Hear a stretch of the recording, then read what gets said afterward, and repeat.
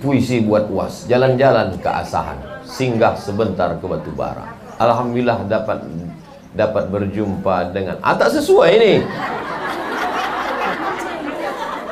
Alhamdulillah dapat berjumpa dengan guru yang dirindukan. Semoga senantiasa sehat dan bahagia. Sesuai kan? Setelah hilang takut, hilang sedih, baru bahagia. Ini apa namanya ini? Tiba-tiba menulis kalimat yang sesuai dengan isi ceramah. Itu namanya firasat. Ittaqu firasatal mu'min fa innahu yanzuru binurillah. Takutlah kamu dengan firasat orang beriman, dia memandang dengan cahaya Allah. Ibu kalau bersih tulus memandang dengan cahaya Allah. Dulu guru saya di sekolah cerita begini. Ada seorang laki-laki, pesan dia ke bininya, kau kalau apapun yang kau buat ucapkan bismillah. Dia mau memasak, bismillah. Dia mau mencuci, bismillah. Dia mau memandikan anak, bismillah. Rupanya lakinya ini agak jahat sedikit. Cemana supaya biniku ini mati. Dia ambilnya ular berbisa, dimasukkannya dalam tempat beras. Maksudnya biar supaya pas bininya nanti memasak, dipatuk ular mati, supaya dia bisa macam tahu aja. Nah, akhirnya dimasukkannya ular berbisa ke dalam tempat beras tadi. Tiba-tiba pas malam itu dia balik ke rumah, ditengoknya masakan udah siap. Kok tak mati dia? Heran dia, kok tak mati? Ditengoknya tempat beras tadi. Mau menengok ular tadi apakah lepas? Tidak, di senternya lah. Senternya kan? Ibu mau cepat aja lakinya tadi mati. Ini menunjukkan dendam. Tenang dulu, selesai. Begitu ditengoknya tempat beras tadi, tengoknya tempat beras, rupanya ular itu sudah berubah menjadi emas. Kenapa ular itu berubah menjadi emas? Semua kita mengucapkan bismillah. Kenapa berubah menjadi emas? Keikhlasan dan ketulusan. Berubah menjadi emas. Tobat si laki-laki. Tak jadi dia mati, Bu. Saya tahu semua ibu menginginkan dia mati. Tapi ibu yang ikhlas tadi tak mau lakinya mati. Saya tahu ibu, solidaritas ibu kuat dengan dia tadi. Paham saya itu? Paham saya. Maka nanti sebelum memasak, tengok-tengok dulu tempat beras. Izin bertanya Pak Ustadz, saya pernah membaca istri yang durhaka tak dapat syafaat dari Rasulullah. Durhaka seperti apa yang dimaksud itu Pak Ustadz? Prinsipnya begini, baik sama suami, baik sama orang tua, la ta'ata li makhluqin fi maksiatil khaliq. Tak boleh taat kepada makhluk kalau maksiat kepada Allah. Jadi yang dimaksud durhaka pada suami, suami nyuruh sholat, dia tak mau. Suami nyuruh baca Quran, dia tak mau. Suami nyuruh berjilbab, tak mau. Kau kenapa tak berjilbab, dek? Alah abang, baru pengajian 2 kali online, mau jadi ustaz pula. Sambal abang pakai lado hijau nanti. Nah, itu bukan durhaka itu namanya suami istri duralek, lebih tinggi lagi dari tukang di atasnya. Tak ada orang di Batam ini macam itu. Habis semua udah ditelan-telan ikan laut sana. Ya pula diaminkan. Dah, insya Allah ibu semuanya solihah. Bagaimana perempuan yang tak cocok lagi dengan suaminya, lalu kemudian dia menikah tanpa surat cerai? Perempuan yang menikah lagi dengan laki-laki satu lagi tanpa surat cerai dari yang pertama, maka tak ada satupun kua yang mau menikahkannya. Karena Pak Kua pasti akan menanya judul lagunya, kau masih gadis atau sudah janda? Kalau dia gadis ada surat keterangan orang tuanya, kalau dia janda ada sertifikat cerai dari pengadilan. Kalau dia nikah siri, maka orang yang menikahkan siri itu bisa dipidanakan. Negara Kesatuan Republik Indonesia. Dia sudah tak ada kecocokan karena sudah tak serumah 3 tahun, maka namanya khulu. Pakai ain, khulu. Si perempuan ini menggugat ke pengadilan. Tapi katanya kalau perempuan menggugat bergoncang tiang aras Pak Ustadz. Kalau laki-laki itu soleh, baik, digugatnya. Kugugat dia Pak Hakim. Kenapa kau gugat? Gak maco, kampungan.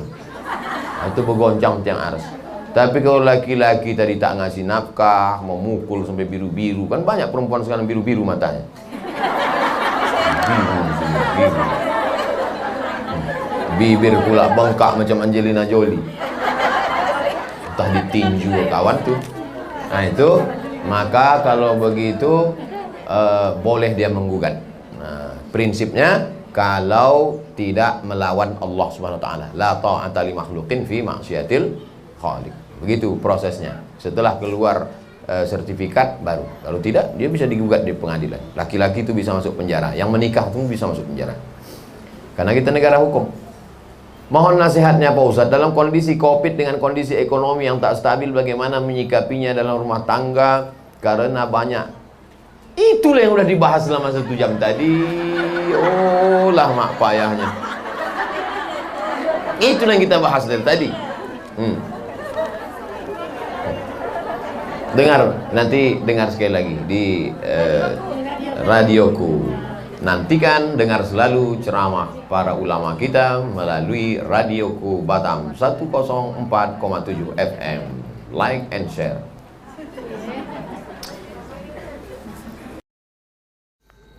Saya sudah menikah dan sekarang sudah berpisah. Ternyata saya dibohongi selama perkenalan, sampai yang ternyata dia adalah seorang gay.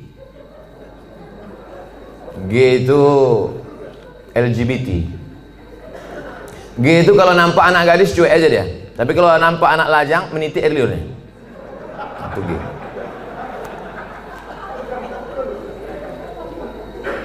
Yang paling banyak G ini di Thailand. Makanya di sana ada musabaqah G. Namanya Lady Boy. Muka lady, kaki boy. Yang paling hebat merubah buah-buah ini itu di Bangkok. Bisa dirubah orang itu, jeruk itu manis luar biasa. Bisa dirubahnya apel, bisa dirubah genetika tanaman, bisa mereka buat. Bisa itu limau jeruk manis itu tak berbiji dibuatnya. Tapi yang lebih hebat, bisa orang pun tak berbiji dibuatnya. Itulah hebat. Luar biasa mereka. Ini gini. Oke, kita lanjutkan. Hati saya hancur Pak Ustadz. Jangankan ibu, saya pun ikut merasakannya. Coba, saya ini udah sampai pada level bisa merasakan perasaan orang lain. Bagaimana perasaan seorang perempuan, dianggapnya inilah akan menjadi imam dia. Ternyata pas disuruh jadi imam, bang kau jadi imam, aku aja lah. Gimana perasaan dia? Dah. Mohon Ustadz beri doa membuat hati saya tenang dan ikhlas atas diri saya. Adakah yang terjadi di dunia ini di luar kuasa Allah? Saya tanya sekali lagi. Adakah yang terjadi di dunia ini di luar kuasa Allah? Kalau ada yang mengatakan ada yang terjadi di luar kuasa Allah, berarti Tuhan itu dua. Ada Tuhan baik, ada Tuhan buruk. Berarti dunia ini tak pernah aman, karena Tuhan baik sama Tuhan buruk ini berkelahi. Lau kana fihi ma'alihatun illallah la fasadata. Seandainya di langit dan di bumi ini ada Tuhan selain Allah, maka sudah lama dunia ini hancur. Oleh sebab itu segala sesuatu terjadi atas kehendak dan kuasa Allah. Langkah, rezeki, pertemuan, maut, kuasa Allah. Itu maka kaca spion itu kecil dibuat. Kaca depan itu besar. Supaya apa? Supaya kita lebih banyak melihat ke depan daripada melihat ke belakang. Ada mobil yang kaca spionnya sebesar kaca depan? Tak ada. Masa lalu itu tengok sekali-sekali aja. Tengok, habis. Kita lebih banyak menatap masa depan. Begitu banyak masa depan di depannya. Yang senyum tak pula bisa nampak mana yang senyum mana yang tidak. Itu sedapnya ceramah musim corona nih. Oleh sebab itu Bapak Ibu yang dimuliakan Allah Subhanahu wa taala, yakinkan bahwa ini adalah sudah selesai, tatap masa depan, maka kita berharap, tidak ada tempat berharap kecuali kepada Allah. Kalau kita emosi, marah-marah, ngamuk-ngamuk, itu meledak-ledak. Marah itu apa definisi marah? Definisi marah itu adalah darah dalam jantung yang mendidih, menggelegak ke atas, mengamuk, mata memerah, bawaan emosi. Tapi kalau dia ditahan, kita tidak marah, muncul sedih. Kalau diluapkan, marah. Kalau tak dilepaskan, sedih. maka tidak ada yang bisa menghilangkan marah dan sedih kecuali ridha menerima takdir ketetapan Allah Subhanahu wa taala. Itu bagian dari takdir Allah. Karena ibu kan sudah usaha dulu, sudah kenal dengan baik, ditengok badannya gagah berotot, kumis melintang. Kan belakangan baru tahu dia melambai. Artinya sudah usaha. Oleh sebab itu ini sudah di luar dari kemampuan kita sebagai manusia. Maka kita yakin bahwa ada Allah yang mengatur kehidupan, ada Allah yang mengatur pertemuan, ada Allah yang mengatur itu semua. Maka banyakkan ibadah. Apa kata Allah dalam Al-Quran?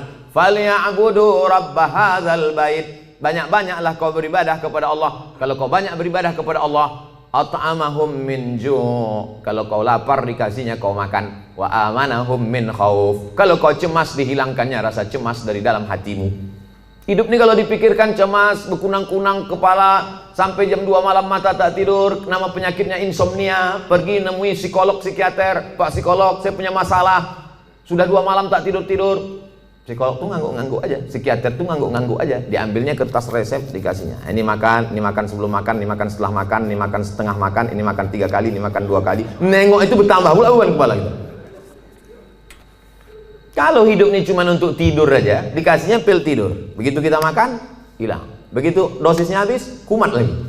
Tidak ada cara kecuali banyak beribadah kepada Allah. Idza sa'alta fas'alillah, minta tolong kepada Allah. Tapi ke Makkah nggak bisa Pak Ustaz. Saya mau berdoa di samping Ka'bah nggak bisa Pak Ustaz. Aqrabu ma yakunul 'abdu min rabbih wa huwa sajid. Orang paling dekat dengan Allah ketika sedang bersujud. Allahu Akbar. Saat sujud itulah mengadu kepada Allah. Jangan adu ke kawan. Ngadu ke kawan habis ditumpahkan, besok jadi lawan dibukakannya di medsos, selesai tamat riwayat. Mengadu kepada Allah Subhanahu wa taala, meneteskan air mata. Tak ada tempatku mengadu kecuali Engkau ya Allah, tak ada tempatku minta kecuali Engkau ya Allah, tolong aku ya Allah, hasbunallah wa ni'mal wakil, ni'mal maula wa ni'man nasir. Sulitkah bagi Allah mengatur kehidupan kita? Innama amruhu iza arada syai'an ayakula lahu kun. Mudah bagi Allah. Lalu kenapa dibuatnya hidup kita ini sulit? Dia ingin melihat kita merintih di tengah malam bermunajat melelehkan air mata. Itu yang diinginkan Allah dari hambanya yang dia sukai. Oleh sebab itu, tanamkan dalam diri kita, aku dicintai Allah, aku disayangi Allah, aku disukai Allah. Allah menyelesaikan setiap perkaraku, Allah memperhatikan aku, Allah melihat aku, Allah mengatur kehidupanku. Tiap hari dikatakan itu. Makanya selesai sholat kita katakan, la ilaha illallah la syarikalah, lahul mulku walahul hamdu yuhyi wa yumit wa huwa ala kulli syai'in qadir. Hukuman apa sebenarnya untuk seorang homoseks di dunia dan di akhirat? Man ra'aitumuhu ya'malu 'amala qaumi Lut. Siapa yang kamu lihat melakukan perbuatan umat Nabi Lut, faqtulul fa'il wal maf'ul, maka hukumnya adalah hukum mati. Andai diterapkan hukum Islam, itu bencong-bencong itu tobat semua. Begitu dipancung kepala, hilang bencong. Hai katanya, begitu dipancung satu, hai. Tapi tak bisa itu kita laksanakan. Berapa ceramah saya yang dibully oleh bencong-bencong karena ceramah saya tegas, tapi saya tak peduli. Kalau ada yang gini-gini kan ceramah saya, itu banyak bencong. Kalau jantan tentu berani dia langsung kan. Bagaimana hukumnya orang yang telah melanggar sumpah atas nama Allah? La yu'akhidhukumullahu billaghwi fi aymanikum walakin yu'akhidhukum bima kasabat qulubukum. Fakaffaratuhu, kalau ada orang melanggar sumpah, maka cara menebusnya 3. Yang pertama, it'amu asyarati masakin, kasih makan 10 orang miskin. Au kiswatuhum, atau kasih 10 pakaian orang miskin. Au tahriru raqabah, atau membebaskan budak hamba sahaya. Kalau tak sanggup faman yajid, siapa yang tak sanggup? Fasyamu salasati ayyam, puasa 3 hari. Maka ibu jangan percaya kalau bapak ini bersumpah sampai mati mah nggak akan nikah lagi. Nah, puasa dia 3 hari selesai.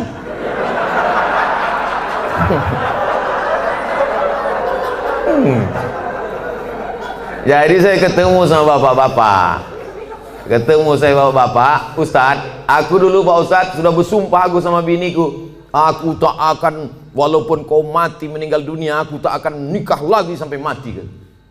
Terus ini istri bapak, iya 3 hari dia meninggal, nampakku yang lain katanya. Tapi bapak udah bersumpah, puasa aku 3 hari gitu. Hati-hati, mohon maaf Pak, aku bukakan pula ceritanya. Akhirnya kartu bapak tak bisa lagi dipakai kan. Itulah baiknya saya sama ibu-ibu. Apakah ada taubat bagi orang yang telah melanggar sumpah itu, Pak Ustadz? Dia sudah memain-mainkan nama Allah. Maka menebus sumpah itu hanyalah sekedar menebus perbuatannya, tapi perbuatan dia. Salah satu la yanzurullahu ilaihim. Ada 3 orang yang tidak dipandang Allah pada hari kiamat. La yukallimuhumullah, tak diajak bicara oleh Allah. Walahum azabun alim. Mereka diazab dengan azab yang amat sangat menyakitkan. Siapa itu? Orang yang bersumpah palsu, terutama dalam berdagang. Berapa ini harganya? Aku tak ada ngambil untung, nih ku jual modal aja nih. Demi Allah. Mana ada orang jual modal? Kau kalau bohong jalan 4 kali. Tak ada orang jual modal, pasti dia ngambil untung. Udahlah bohong, mau melakukan barang, itu tak dipandang Allah, tak dilihat Allah pada hari kiamat. Apalagi yang bersumpah-sumpah itu, pakai Quran pula tuh di atas. Saya bersumpah akan menjadi PNS, bersedia ditempatkan di seluruh Indonesia dari Sabang sampai Papua, bersedia. 3 hari tempat sana, balik ngurus surat pindah. La ilaha illallah. Mudah-mudahan yang sudah bersumpah nih taubatnya diterima Allah SWT. Banyak juga.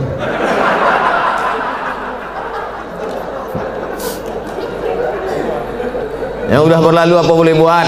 Illa man taba, kalau dia bertaubat, wa amana, beriman, wa amila amalan salihah, taubat nasuha, beriman dengan baik, beramal soleh. Ulaika yubaddilullahu sayyiatihim hasanat. Maka semua yang buruk-buruk, dosa-dosa yang jelek-jelek dulu, insya Allah diganti Allah dengan yang baik-baik. Taubat.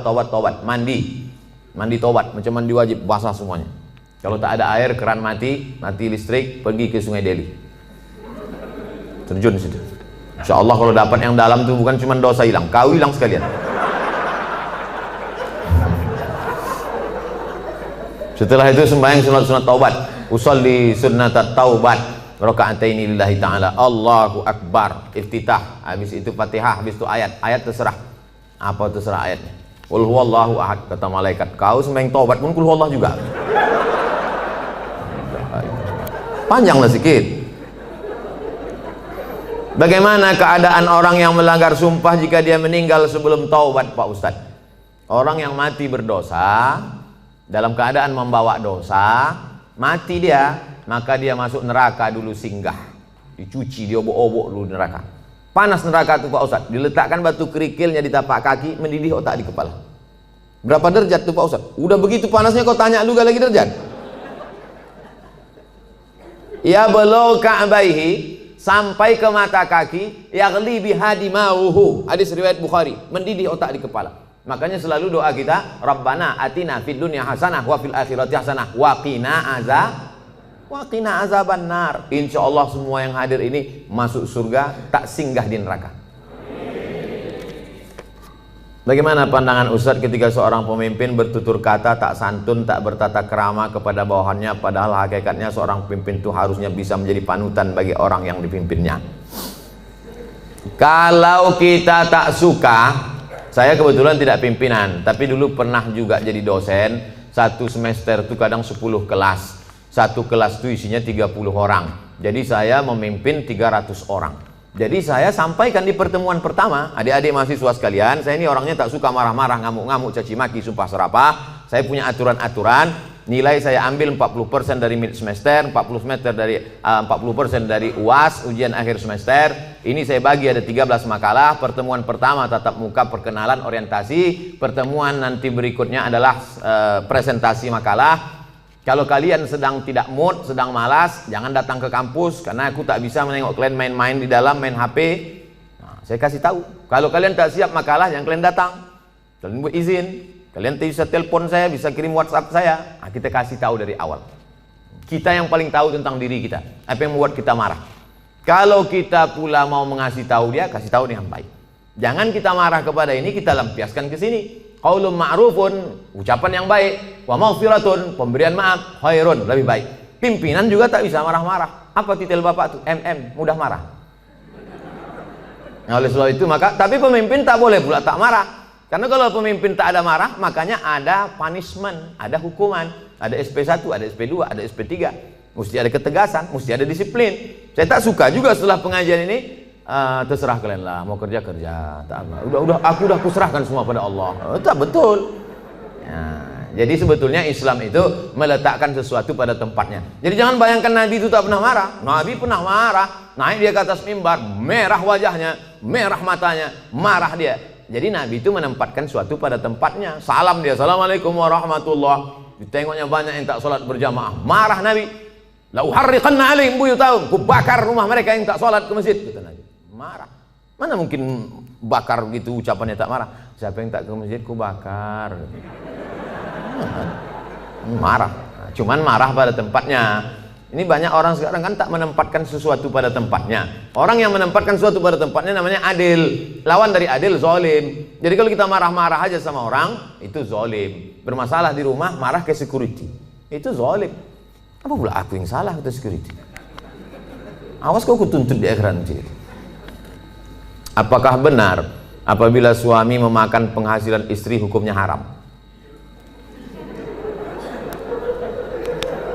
Bapak punya gaji, ibu punya gaji. Ibu punya gaji, bapak punya gaji. Sama-sama punya gaji. Bedanya apa? Dalam gaji bapak ada hak ibu, namanya nafkah. Dalam gaji ibu tak ada hak bapak. Setuju? Kuat mereka. Dalam gaji bapak sama-sama bergaji 5 juta. Bapak 5 juta, ibu 5 juta. Dalam gaji bapak itu ada hak ibu, 5 hak ibu. Pertama makan, kedua pakaian, ketiga tempat tinggal, keempat pendidikan, 5 perhatian. Hak ibu, kewajiban bapak. Tapi ibu bisa bekerja karena izin bapak. Izinnya pun bukan karena keterpaksaan. Bang, aku kerja ya, kalau tidak awas bang. Tidak bisa juga. Oleh sebab itu ibu punya gaji, ibu punya warisan, ibu punya pendapatan, ibu punya kos-kosan, ibu punya mobil, ibu punya sodako, ibu punya kocan, ibu punya angkot, ibu punya motor, itu milik ibu. Kalau ibu meninggal, 50% untuk bapak.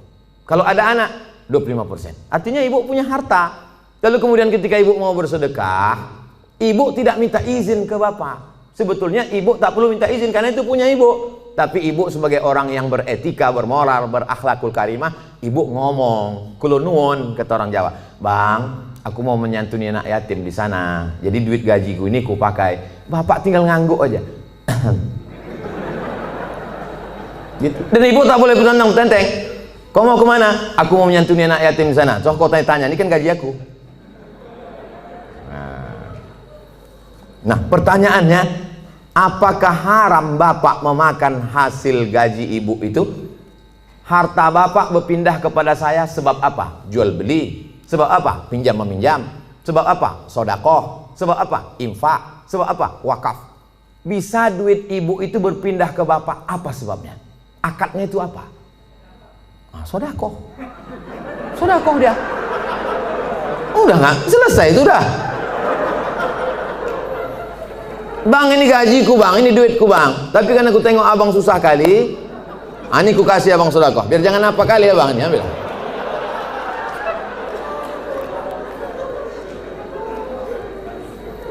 Assalamualaikum Ustaz. Semoga Ustaz sehat-sehat. Amin. Mau tanya Ustaz, apa hukumnya orang tua yang tidak mengakikahkan anaknya? Apakah masih bisa apa hukumnya orang tua tak mengakikahkan anaknya? Kullu mauludin, setiap anak yang lahir rohinatun, tergadai. Jadi kalau mobil kita tergadai, STNK BPKB kita gadaikan, setelah ada duit kita tebus. Maka anak kita ini tergadai. Bagaimana cara menebusnya? Tulbahu anhu yauma sabi'ihi. Sembelihkan kambing hari ke-7. Yuhlaku, cukurkan rambutnya. Wa yusama, kasih nama. Nama yang baik-baik. Siapa nama anak kau? Alan Nuari. Kenapa itu kau kasih? Lahir di jalan bulan Januari.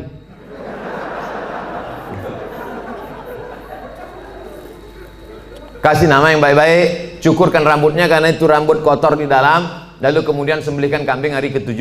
Tak ada duit hari ke-7, hari ke-14. Tak ada duit hari ke-14, hari ke-21. Lewat 21 tak usah tengok tanggal lagi. Setahun, 2 tahun, 3 tahun, 5 tahun, taman SD, taman SMP, taman SMA. Tapi kalau dia udah semester 2, hanya potong kambing aja. Tak usah potong rambut lagi. Tak pula diayun pakai marhaban.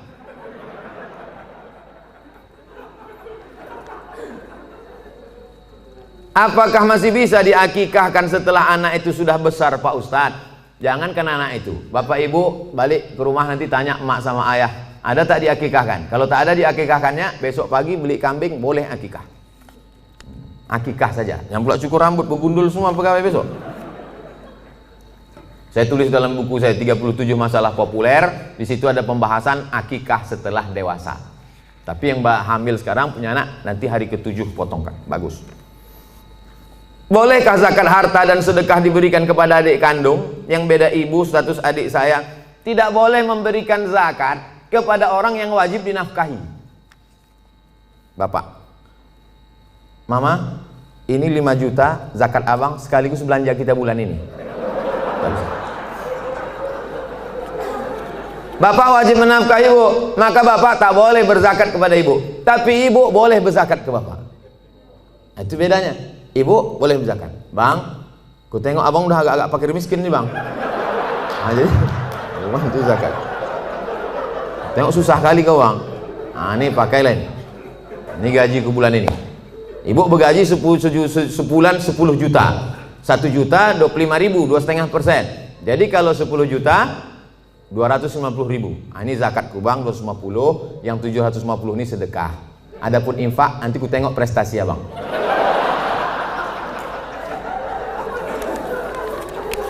Nah, kaedahnya tak boleh berzakat pada orang yang wajib kita nafkahi. Tak boleh berzakat kepada anak, karena anak itu wajib kita nafkahi. Nah, sekarang adik, apakah adik itu wajib kita nafkahi? Tidak. Yang wajib dinafkahi itu siapa? Istri, anak, cucu, mertua, orang tua, yang hubungan langsung. Itu yang wajib kita nafkahi. Orang yang tak wajib kita nafkahi boleh kita kasih zakat. Kalau kita bersedekah pada orang jauh, nilainya 1 sedekah. Tapi kalau kita bersedekah pada orang dekat, nilainya 2. 1 sedekah, 1 lagi silaturahim. Tapi banyak orang tak mau sedekah ke keluarga dekat. Kalau sedekah sama orang lain, kok kenapa tak sedekah sama saudara? Payah saudara nih Pak Ustadz, dikasih sikit-sikit kali kata dia. Bagaimana menghadapi suami yang berselingkuh?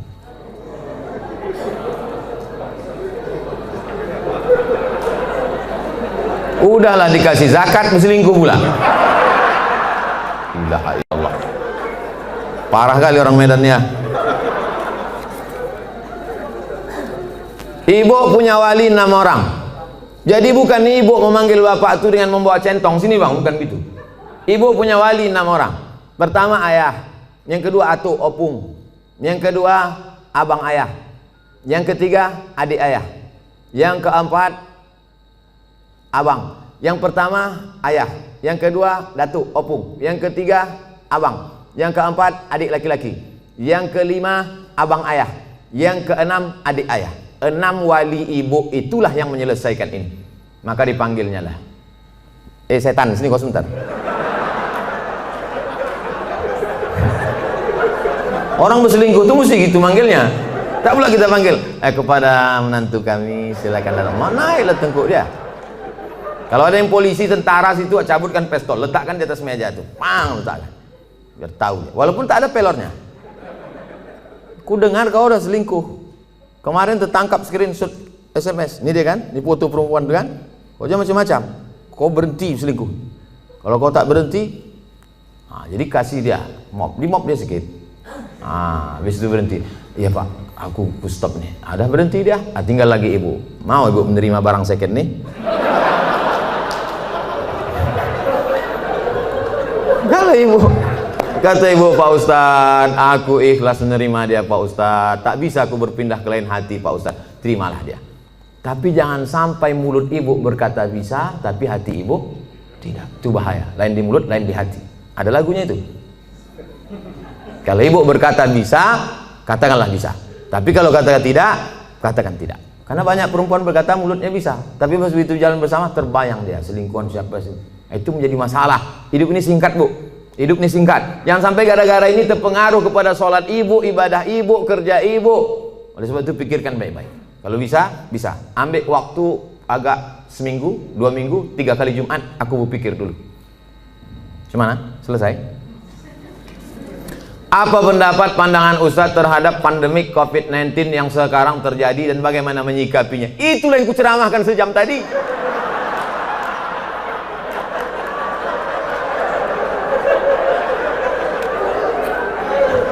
Itulah yang kucakapkan dari tadi. Mungkin pertanyaan ini ditulis sebelum Tadi datang diserahkan ke panitia. Jadi sebetulnya sudah terjawab. Kalau tak terjawab juga, tinggal tonton aja Ustadz Abdul Somad Official Channel. Subscribernya udah 1 juta. Mana tahu nanti dicarinya yang mana channel itu yang ada 1 juta subscriber. Jika kita mengetahui bahwa pasangan hidup kita telah mengikuti ajaran Syiah, apa yang harus kita lakukan? Apa hukumnya?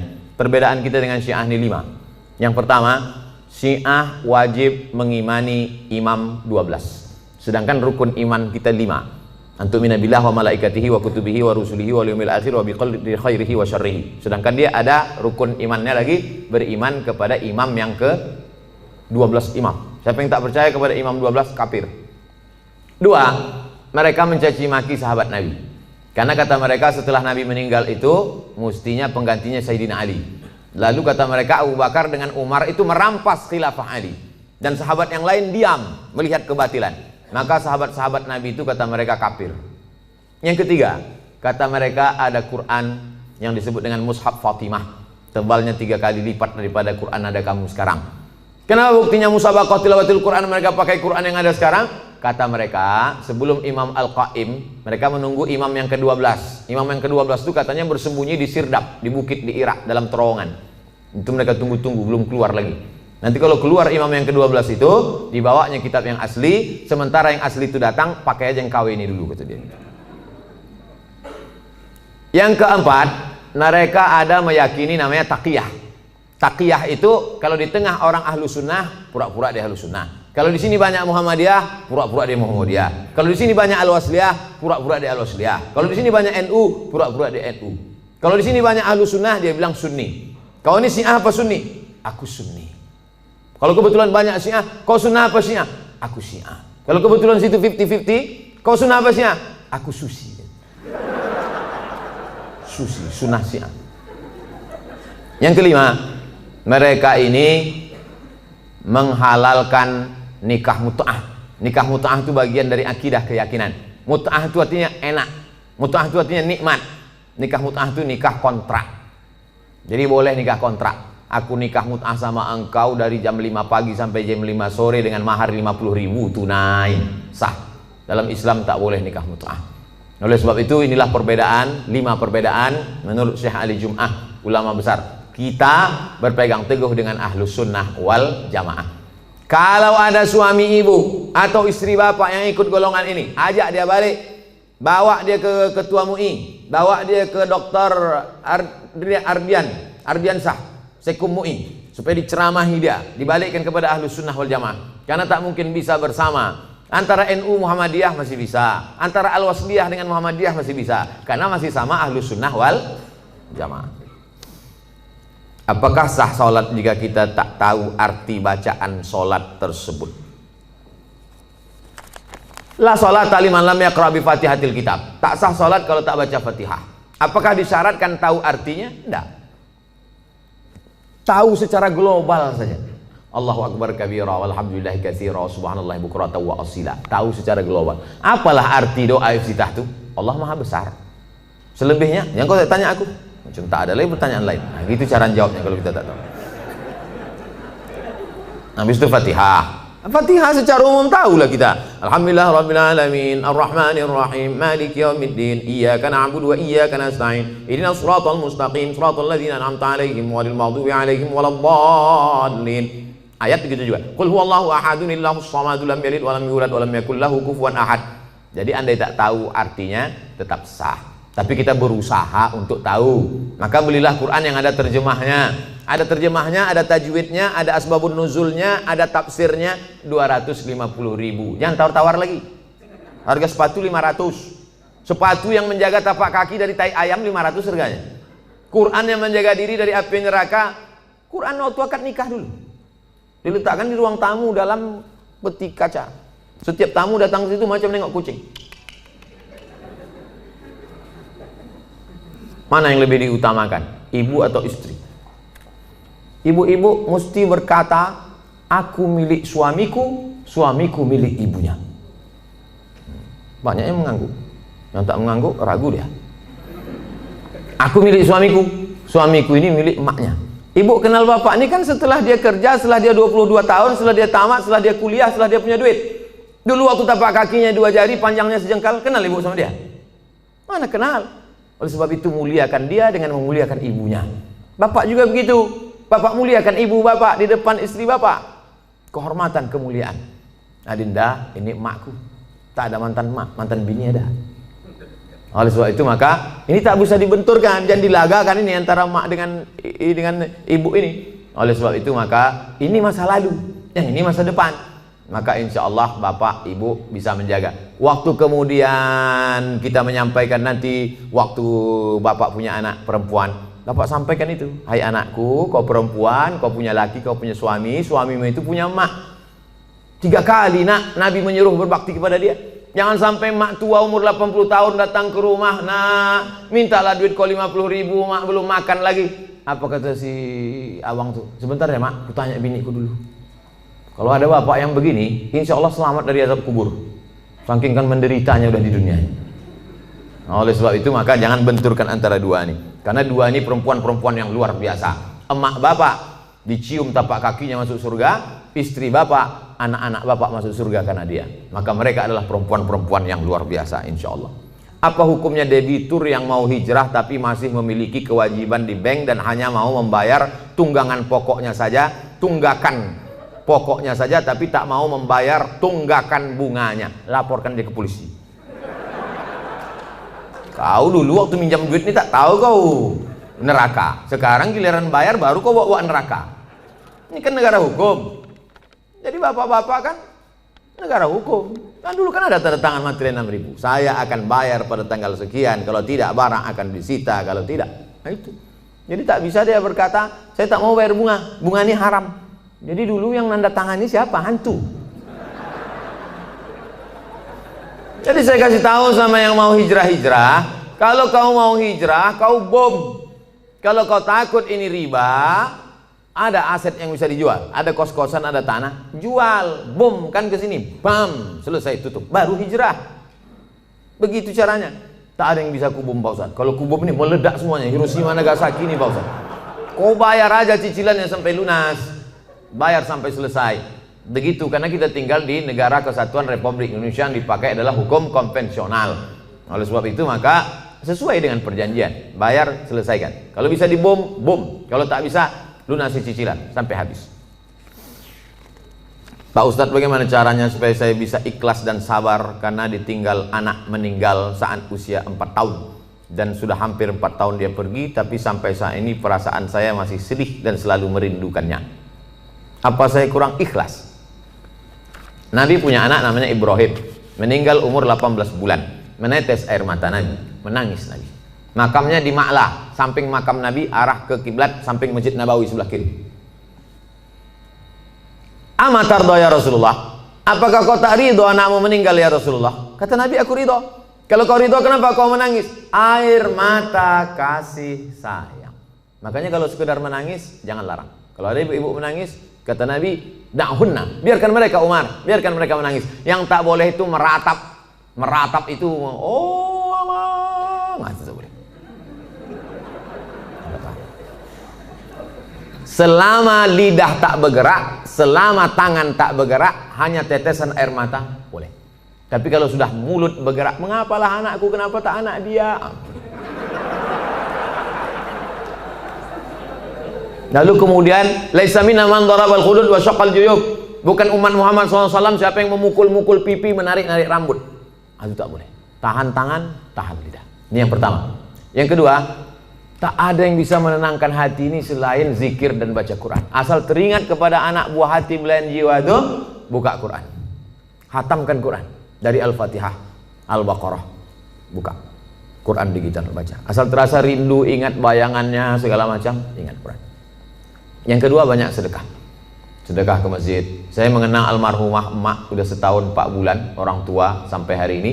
Untuk menghilangkan itu tetap tak pernah lupa baca Al-Fatihah. Asal ingat untuk almarhumah Al-Fatihah. Begitu juga kirim Al-Fatihah, baca Quran, malam Jumat surah Al-Kahfi, tiap malam baca Yasin, untuk menghilangkan itu semua. Tak ada tempat kecuali minta kepada Allah Subhanahu wa taala. Yang ketiga, ada yang lebih sayang kepada dia daripada kita. Mana yang lebih sayang kepada anak kita itu? Kita atau Allah? Allah. Itu barang pinjaman, diambilnya. Kenapa kita marah? Inna lillahi wa inna ilaihi. Itu punya dia. Ketika diambil, kenapa kita marah? Ini mimbar ini bukan punya saya. Ini mikrofon ini bukan punya saya. Ketika diambil marah saya. Berarti saya gila. Ini bukan punya saya. Kecuali ini saya bawa dari rumah. Bukan punya kita. Maka yakinkan bahwa ada yang lebih sayang daripada aku. Yang keempat, berpisahnya hanya sekejap. Nanti ketika anak ibu ini disuruh Allah masuk ke dalam surga, apa kata anak itu? Ya Allah, aku hanya mau masuk ke surga dengan yang pernah melahirkan dan membesarkan aku. Disitulah ibu mendapatkan syafaat anak. Syafaat Nabi ada, syafaat malaikat ada, syafaat Quran ada, syafaat penghafal Quran ada, syafaat ulama ada. Ada syafaat anak kecil, ditariknya ujung kain jubah ibu masuk ke dalam surga bersama dia. Anak kecil itu di dalam surga membawa nampan-nampan tempat air minum, menuangkannya lu'lu'il maknun. Mereka itu seperti permata berkilau cahaya terbang ke sana kemari. Dia menjadi pelayan-pelayan surga karena mereka tak ada dosanya sama sekali.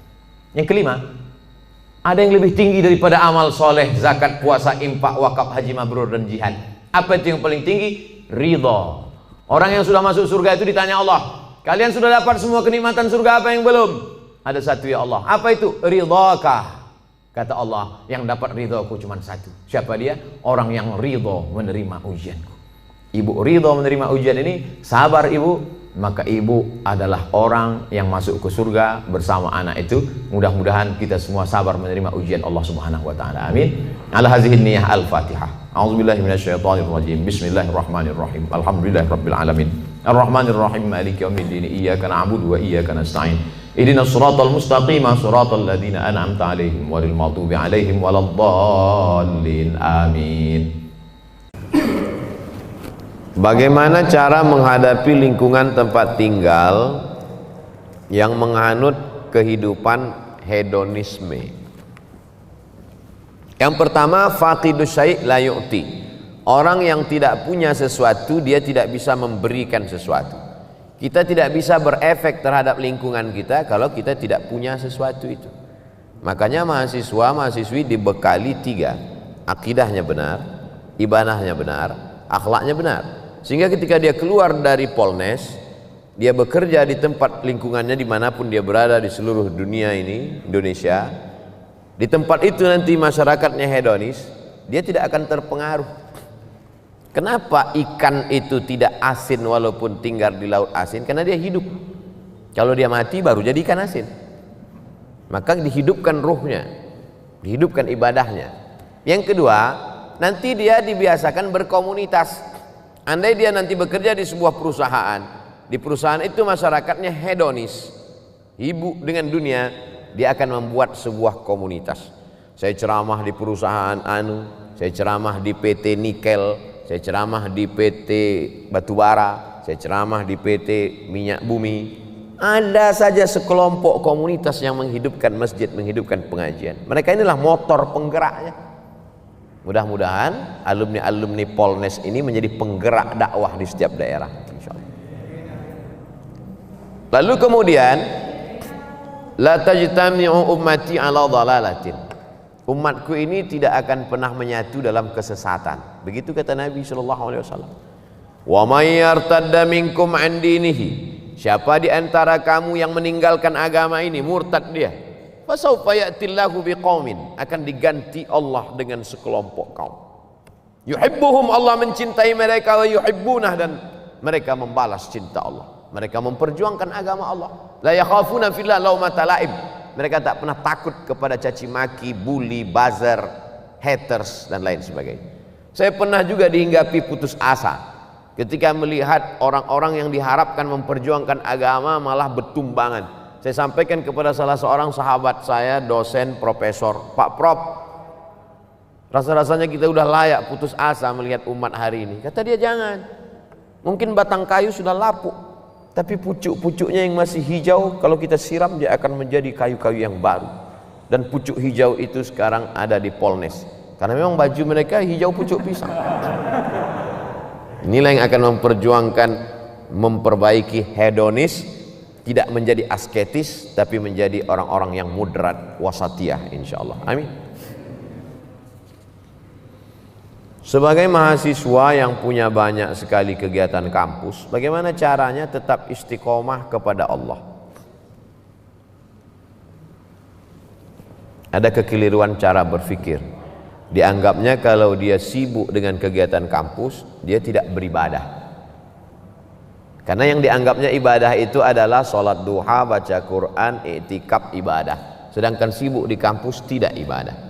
Padahal sejak dia dari mulai berangkat dari kampungnya sampai ke Samarinda di Polnes sampai pulang itu adalah ibadah. Man kharaja fi talabil ilmi, siapa yang keluar rumah untuk menuntut ilmu, fa huwa fi sabilillah, dia sama seperti orang berjuang fi sabilillah hatta yarji'a, sampai pulang ke rumah. Tapi jangan gara-gara ini 14 semester.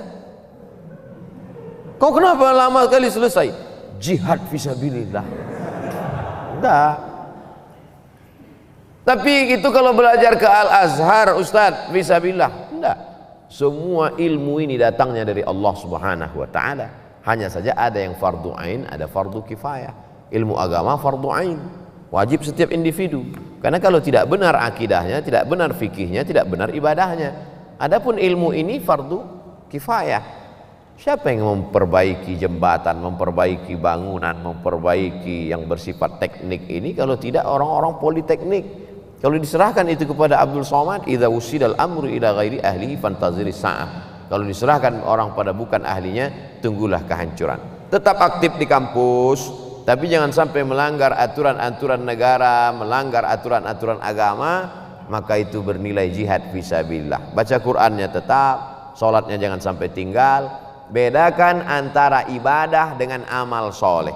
Sholat ibadah, baca Quran ibadah, zikir ibadah.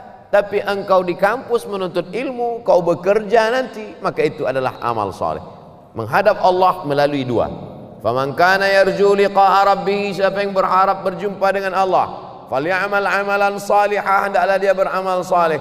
Wala yusyrik bi ibadati rabbih ahada, jangan persekutukan Allah dalam ibadahnya. Ibadahnya benar, amal solehnya benar, maka total 24 jam tidurnya amal soleh.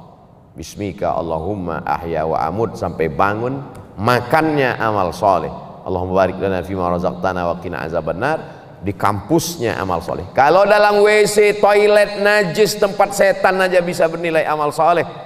Bismika Allahumma inni a'udzubika minal khubuthi wal khaba'ith, keluar dengan kaki kanan, ghufranaka, bernilai amal saleh.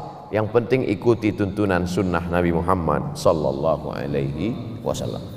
Yang terakhir, bagaimana cara mengetahui paham-paham yang tersesat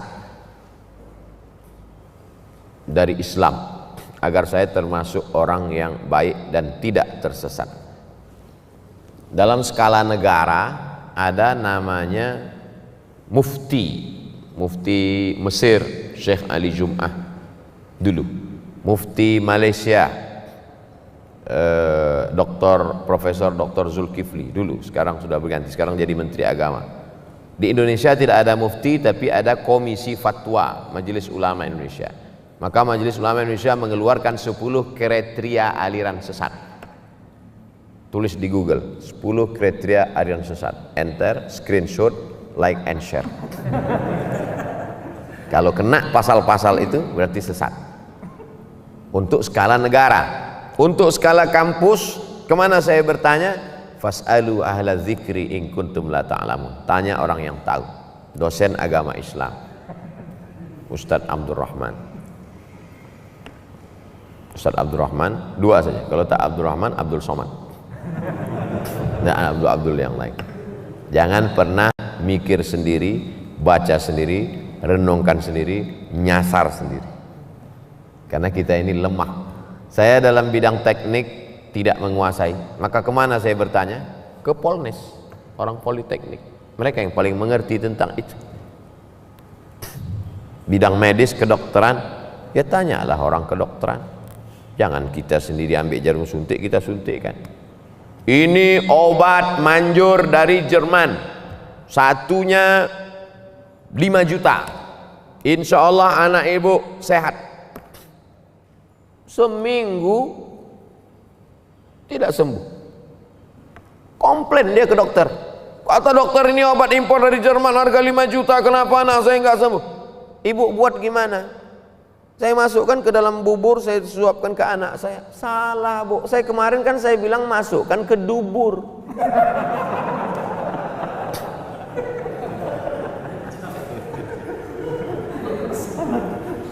Obat aja salah. Untung anaknya tak mati.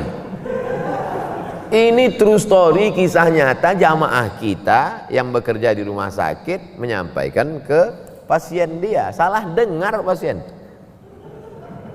Bagaimana tentang masalah kehidupan? Masalah dokter aja kita tak. Apalagi dalam masalah agama. Kalau masalah kedokteran ada orang salah, satu nyawa melayang.